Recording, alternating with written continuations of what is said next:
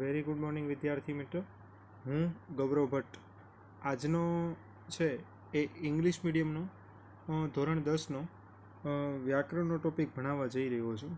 તમને ખ્યાલ છે કે મેં સમાસનો ટોપિક પૂરો કર્યો હતો ત્યારે સમાસની વ્યાખ્યા, એ કેવી રીતના દ્વંદ્વ હોય તો દ્વંદ્વ સમાસ કેવી રીતે થાય, તત્પુરુષ હોય તો તત્પુરુષ સમાસ કેવી રીતે થાય, મધ્યમપદલોપી હોય તો મધ્યમપદલોપી કેવી રીતે સમાસ થાય, એની વિગતો મેં તમને સમજાવી હતી. અને સાથે સાથે એ વખતે છે બબ્બે ત્રણ છે એ જરૂરી ઉદાહરણો છે એ મેં તમને શીખવાડ્યા હતા. અને એ ઉદાહરણો સાથે મેં તમને એમ પણ કીધું હતું કે આના ટેક્સ્ચ્યુઅલ ઉદાહરણો બાકી છે, એટલે એનો એક વિડીયો હું છે એ પછી મૂકીશ. એટલા માટે હું આજે સમાસના ઉદાહરણો છે એ ટેક્સ્ચ્યુઅલ વિડીયો બનાવવા જઈ રહ્યો છું. આખા ટેક્સ્ટમાંથી મેં જરૂરી હોય તેવા અને મોસ્ટ આઈએમપી એવા ઉદાહરણો છે શોધીને લીધા છે. એટલે હું ઉદાહરણ લખીશ, પછી એનો વિગ્રહ કરીશ અને પછી એનો પ્રકાર સમજાવીશ. આ રીતના છે હું 45 ઉદાહરણો તમને કરાવવાનો છું. એ આખા ટેક્સ્ટબુકમાંથી દરેક પાઠમાંથી મોસ્ટ આઈએમપી છે બબ્બે ત્રણ મેં ઉદાહરણો લીધા છે. અને કોઈક પાઠમાંથી ન આવતા હોય કે કોઈ કાવ્યમાંથી ન આવતા હોય તો એ કાવ્ય કે પાઠમાંથી મેં ઉદાહરણો લીધા પણ નથી. પરાણે ખેંચીને ઉદાહરણો કાઢવા એવું નથી કર્યું, પણ જરૂરી છે, મોસ્ટ આઈએમપી લાગ્યા છે. બરાબર, મને પણ એવું લાગ્યું છે કે આ પૂછાઈ શકે, તો એવા ઉદાહરણો છે મેં તમને કરાવ્યા છે. તમારા મગજમાંથી, તમારા વિચારમાંથી કદાચ સમાસનો ટોપિક નીકળી ગયો હશે, એટલા માટે હું તમને યાદ દેવડાવી દઉં કે સમાસ છે બે શબ્દોને ભેગા મળીને જ્યારે એક કોઈ શબ્દ બને એને સમાસ કહેવાય, સામાસિક પદ કહેવાય. જ્યારે અને, ને, નોની, નુના, માથી, વડે, દ્વારા, થી, થકી, ને, એ જેવા શબ્દોથી છૂટા પાડવામાં આવે એને સામાસિક વિગ્રહ કહેવાય. ત્યારે પણ કીધું હતું, અત્યારે પણ કહું છું કે જો તમને સામાસિક વિગ્રહ આવડતો હશે તો જ તે સમાસનો પ્રકાર કયો છે, સમાસ કયા પ્રકારનો છે એ તમે કહી શકશો. જો તમને સામાસિક વિગ્રહ નહીં આવડતો હોય તો તમને સમાસનો પ્રકાર નહીં આવડે. એટલા માટે તમારે ખાસ ભાર આપવાનો છે સામાસિક વિગ્રહ ઉપર. સામાસિક વિગ્રહ આવડશે તો જ સમાસનો પ્રકાર આવડશે.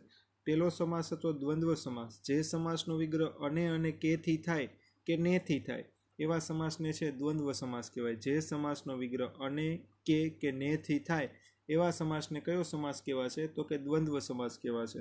દાખલા તરીકે દાદા દાદી, તો દાદા અને દાદી એટલે કે એનીથી વિગ્રહ થયો અનેથી, એટલે આ કયો સમાસ થયો કહેવાય? તો કે દ્વંદ્વ સમાસ થયો કહેવાય. દંપતિ, પતિ અને પત્ની એટલે કયો સમાસ થયો કહેવાય? તો કે દ્વંદ્વ સમાસ થયો કહેવાય. પછી આપણે શીખાતા તત્પુરુષ સમાસ. જે સમાસનો વિગ્રહ નો, ની, નું, ના, માંથી, વડે, દ્વારા, થી, થકી, ને, એ જેવા વિભક્તિના પ્રત્યયોથી થતો હોય તો તેવા સમાસને છે તત્પુરુષ સમાસ કહેવાય. દાખલા તરીકે છે વન સૌંદર્ય, તો વનનું સૌંદર્ય કેનીથી વિગ્રહ થયો? વિભક્તિનો પ્રત્યય નુંથી વિગ્રહ થયો, એટલા માટે આ તત્પુરુષ સમાસ થયો. દરિયા કિનારો, તો દરિયાનો કિનારો કેનીથી વિગ્રહ થયો? તો કે નોથી વિગ્રહ થયો, એટલે કયો સમાસ થયો કહેવાય? તત્પુરુષ સમાસ થયો કહેવાય. બરોબર છે. પછી જે સમાસનો વિગ્રહ કરતી મધ્યમપદલોપી સમાસ સમજાવું છું.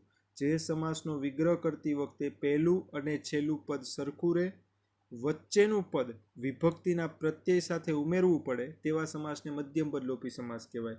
દાખલા તરીકે ઘોડા ગાડી, તો યાદ રાખો ઘોડાની પોતાની ગાડી ન હોય. કેવી રીતે વિગ્રહ થાય?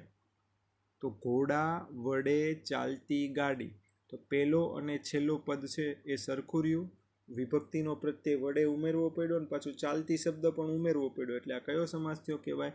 મધ્યમપદલોપી સમાસ થયો કહેવાય. પછી છે સિંહાસન, સિંહની આકૃતિવાળું આસન. સિંહ અને આસન, પહેલો અને છેલ્લો શબ્દ સરખો રહ્યો, વચ્ચેનો ની વિભક્તિનો પ્રત્યય ઉમેરવો પડ્યો. બરોબર છે, એટલે એ કયો સમાસ થયો કહેવાય? તો કે મધ્યમપદલોપી સમાસ થયો કહેવાય.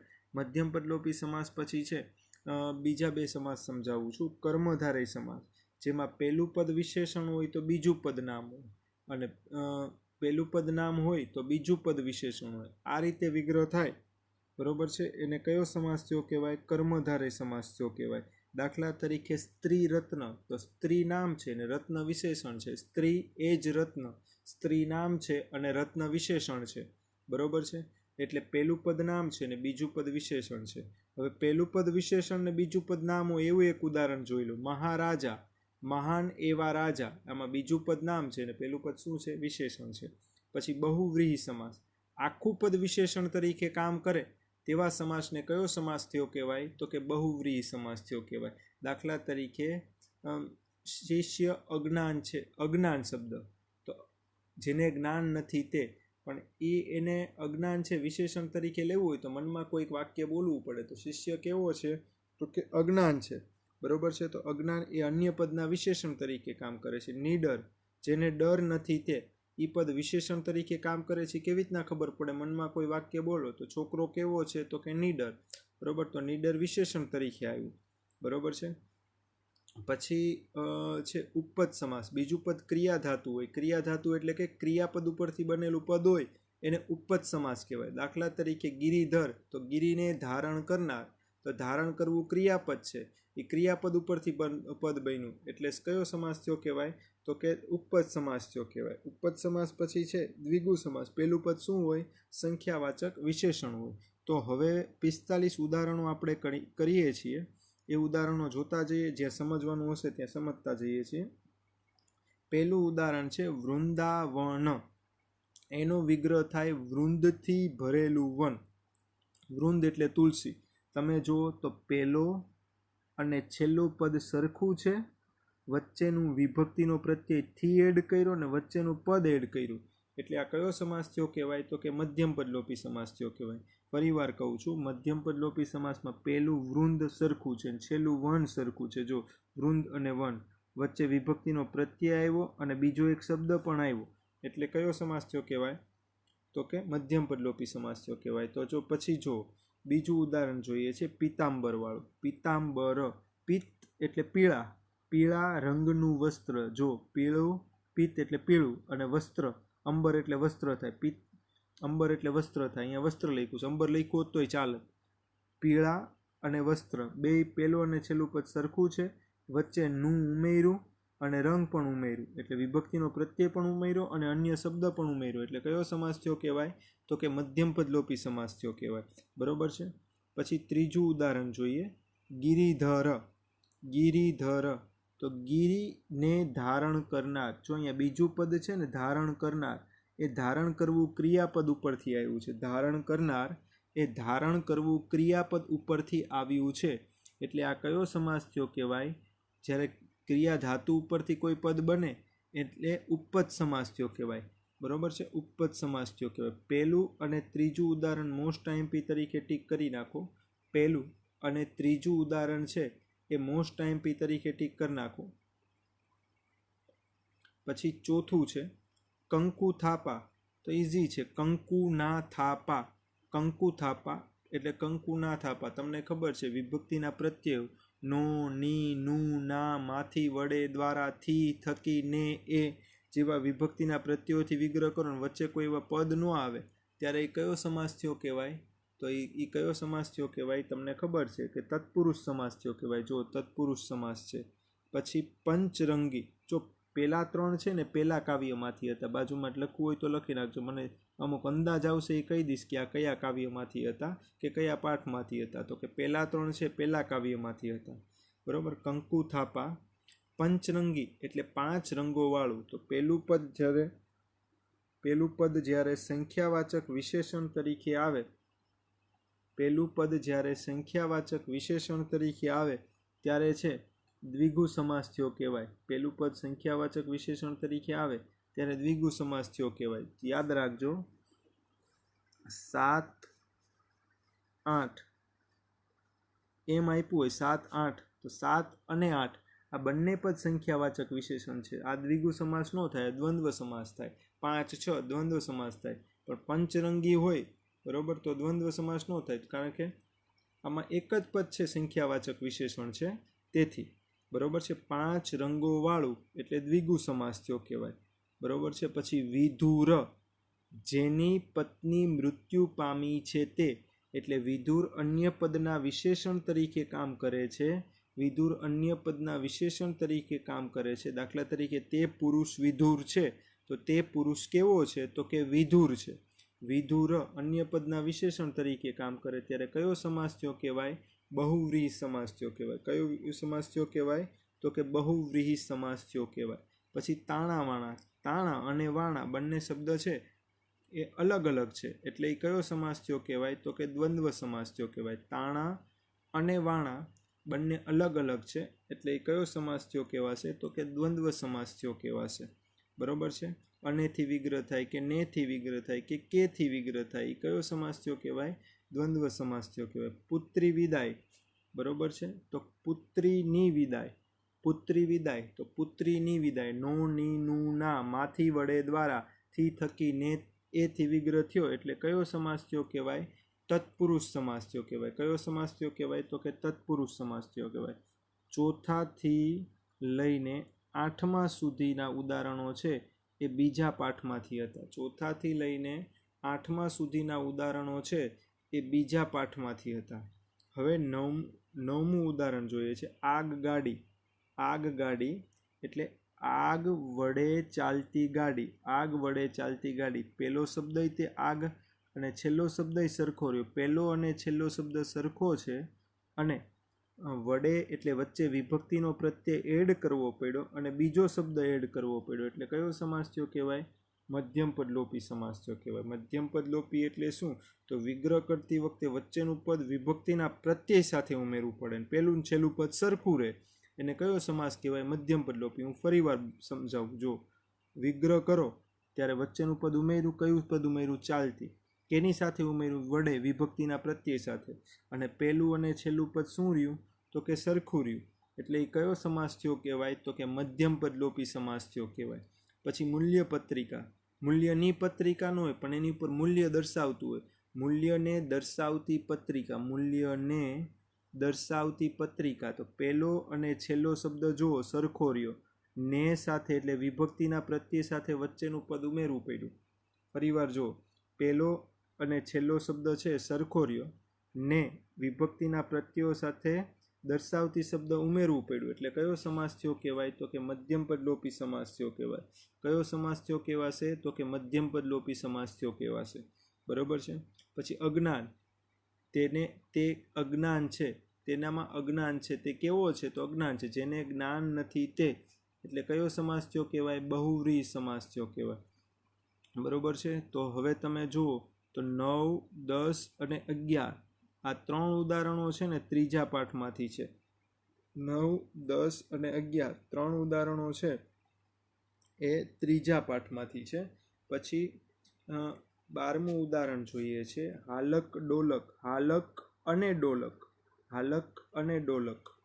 અનેથી વિગ્રહ થયો, ને કેથી વિગ્રહ થાય ને અનેથી વિગ્રહ થાય તો એ કયો સમાસ થયો કહેવાય દ્વંદ્વ સમાસ થયો કહેવાય. કે કેનીથી વિગ્રહ થાય અને કેથી વિગ્રહ થયો હોય તો દ્વંદ્વ સમાસ. બે અલગ અલગ વસ્તુ દેખાડે એટલે કયો સમાસ થયો કહેવાય દ્વંદ્વ સમાસ થયો કહેવાય. મોજ મજા તો મોજ અને મજા કેનીથી વિગ્રહ થયો તો કે અનેથી વિગ્રહ થયો. અનેથી વિગ્રહ થયો એટલે કયો સમાસ થયો કહેવાય તો કે દ્વંદ્વ સમાસ થયો કહેવાય. જે સમાસનો વિગ્રહ તમને ખબર છે અને કેથી થાય તો તેવા સમાસને કયો સમાસ કહેવાય તો કે દ્વંદ્વ સમાસ કહેવાય. દ્વંદ્વ સમાસ છે. તમે જુઓ તો 12મું અને 13મું ઉદાહરણ ચોથા કાવ્યમાંથી છે. 12મું અને 13મું ઉદાહરણ છે એ ચોથા કાવ્યમાંથી છે. બરોબર છે. હવે 14મું ઉદાહરણ જોઈએ છીએ. 14મું ઉદાહરણ સ્વપ્નદ્રષ્ટા. સ્વપ્નદ્રષ્ટા. દ્રષ્ટા એટલે જોનાર. સ્વપ્નું જોનાર. જોનાર ક્રિયા ધાતુ છે. ક્રિયા ધાતુ કેની ઉપર જોનાર એટલે શું થાય તો કે જોવું. જોનાર એટલે શું થાય જોવું. જોવું ક્રિયાપદ ઉપરથી જોનાર બન્યું એટલે જે ક્રિયાપદ ઉપરથી બનેલું પદ હોય ને એને ક્રિયા ધાતુ કહેવાય. તો બીજું પદ ક્રિયા ધાતુ તરીકે આવે છે એટલે કયો સમાસ થયો કહેવાય તો કે ઉપપદ સમાસ થયો કહેવાય. બીજું પદ કઈ રીતે આવે છે તો કે ક્રિયા ધાતુ તરીકે આવે છે એટલે કયો સમાસ થયો કહેવાય તો ઉપપદ સમાસ થયો કહેવાય. પછી છે 15મું ઉદાહરણ છે માન સન્માન. માન અને સન્માન. માન અને સન્માન જેનો અને કેથી વિગ્રહ થાય, જે સમાસનો અને કેથી વિગ્રહ થાય તે સમાસને કયો સમાસ થયો કહેવાય દ્વંદ્વ સમાસ. અને અહીંયા કેનીથી વિગ્રહ થયો છે તો કે અનેથી વિગ્રહ થયો છે એટલે કયો સમાસ થયો કહેવાય તો કે દ્વંદ્વ સમાસ થયો કહેવાય.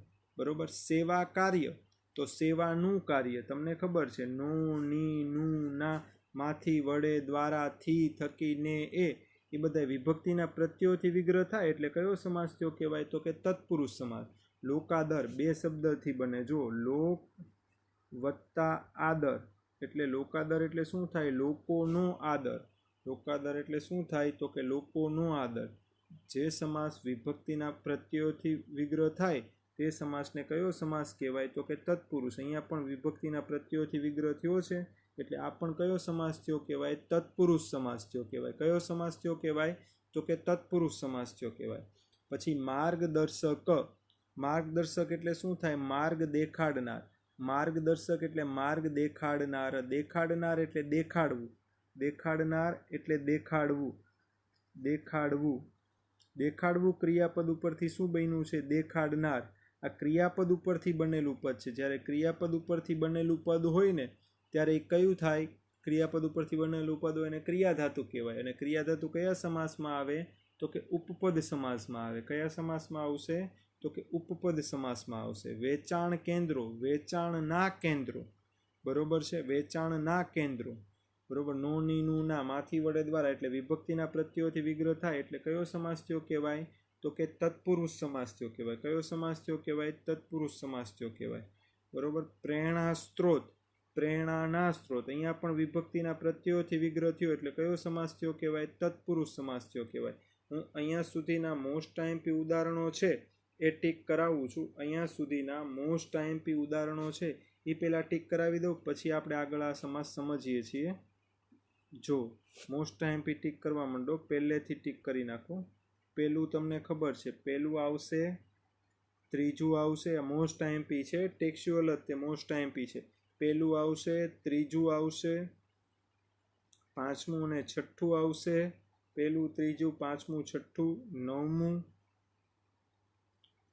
પહેલું, ત્રીજું, પાંચમું, છઠ્ઠું, નવમું. પછી 10મું પણ આવશે. 10મું પણ મોસ્ટ આઈએમપી. 10મું મોસ્ટ આઈએમપી. પછી 14મું મોસ્ટ આઈએમપી.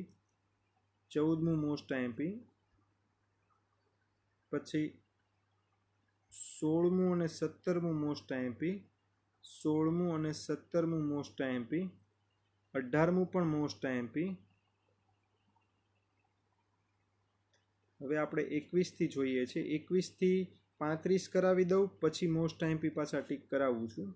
21થી 35 કરાવી દઉં, પછી છે મોસ્ટ આઈએમપી ટીક કરાવું છું.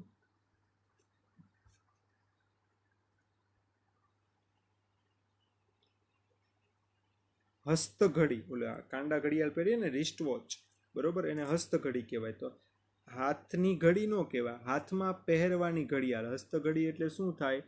તો કે હાથમાં પહેરવાની ઘડિયાળ. એટલે હસ્તમાં પહેરવાની ઘડિયાળ એમ લખો તોય ચાલે, હસ્તમાં પહેરવાની ઘડી લખો તોય ચાલે. તો પહેલું અને છેલ્લું પદ સરખું. મેં થોડુંક છે ને આ તમને સમજાય એવી ભાષામાં હસ્તઘડી લખ્યું છે એટલા માટે. પહેલું અને છેલ્લું પદ સરખું રહ્યું, વચ્ચે વિભક્તિનો પ્રત્યય બીજા એક શબ્દ સાથે ઉમેરવો પડ્યો એટલે કયો સમાસ થયો કહેવાય? તો કે મધ્યમ પદલોપી સમાસ થયો કહેવાય. કયો સમાસ થયો કહેવાય?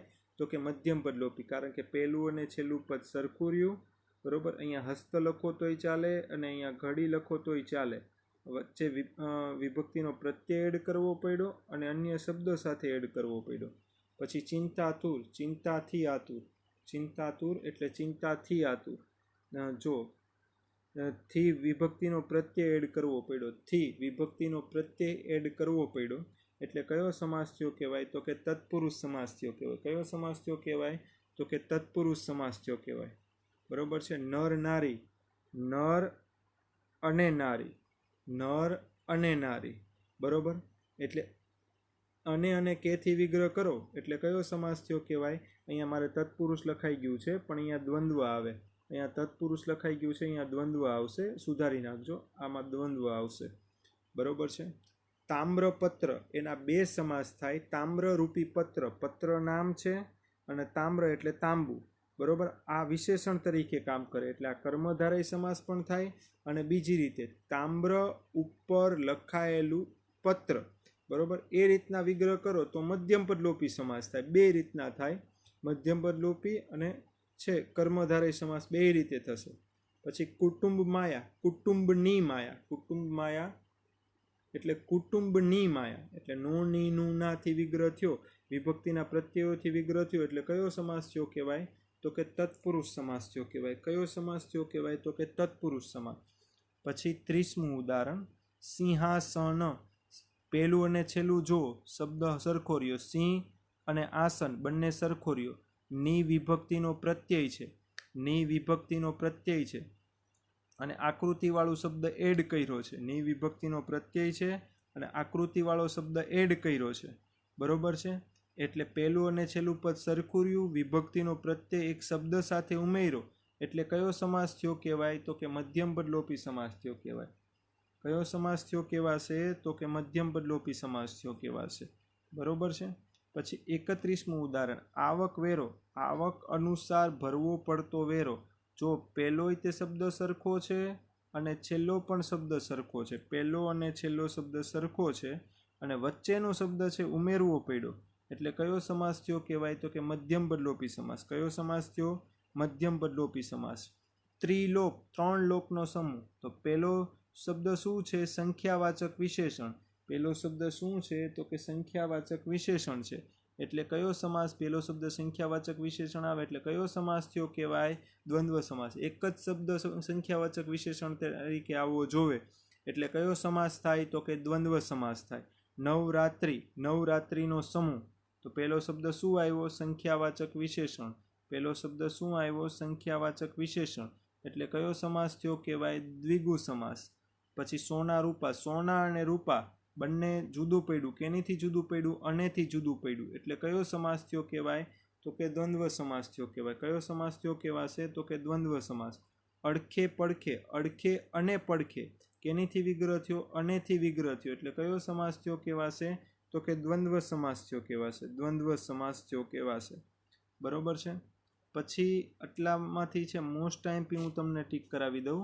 મોસ્ટ આઈએમપી ટીક કરી રાખો. 25નાથી છે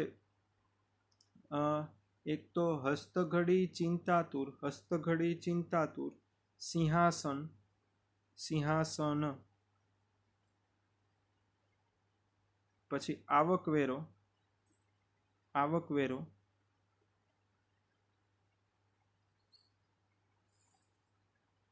પછી નવરાત્રિ, એ most IMP. Navratri most IMP. પછી 36મા ઉદાહરણથી જોઈએ છીએ. 36મા ઉદાહરણથી સર્વજ્ઞ. સર્વ એટલે બધું, જ્ઞ એટલે જાણનાર. બધું જાણનાર.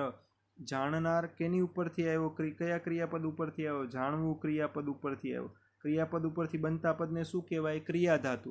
બીજું પદ ક્રિયાધાતુ હોય એટલે કયો સમાસ થયો કહેવાય? બીજું પદ ક્રિયાધાતુ હોય એટલે કયો સમાસ થયો કહેવાય? ઉપપદ સમાસ. યાદ રાખજો, ઉપપદ સમાસ. બીજું પદ ક્રિયાધાતુ છે. સૂર્યોદય. સૂર્યનો ઉદય. નોની નુના એટલે વિભક્તિના પ્રત્યયોથી વિગ્રહ થયો છે એટલે કયો સમાસ થયો કહેવાય? તો કે તત્પુરુષ સમાસ.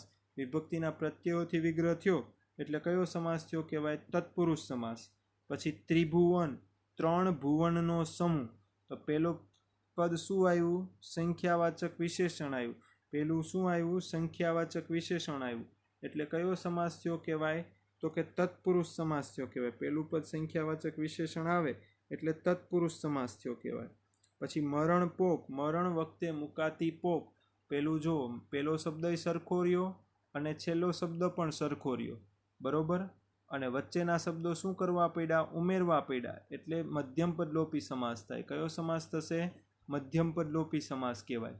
પહેલું અને છેલ્લું પદ સરખું રહે. વિદાય ગીત. વિદાય પહેલો શબ્દ સરખો રહ્યો અને છેલ્લો શબ્દ સરખો રહ્યો. વચ્ચે પ્રસંગે ગવાતું એડ કરવું પડ્યું એટલે કયો સમાસ થયો કહેવાય? મધ્યમપદ લોપી સમાસ થયો કહેવાય. કયો સમાસ થયો કહેવાય? મધ્યમપદ લોપી સમાસ થયો કહેવાય. પછી વરાળ યંત્ર. વરાળથી ચાલતું યંત્ર. પહેલોય શબ્દ સરખો રહ્યો, છેલ્લોય શબ્દ સરખો રહ્યો. વચ્ચેનું શબ્દ વિભક્તિના પ્રત્યયો સાથે ઉમેરવો પડ્યો. ક્યારેક વિભક્તિના પ્રત્યયો ન પણ હોય પણ ઉપરના બેમાં નહોતા, આમાં છે એટલે કયો સમાસ થયો? આ મધ્યમપદ લોપી સમાસ જ થયો.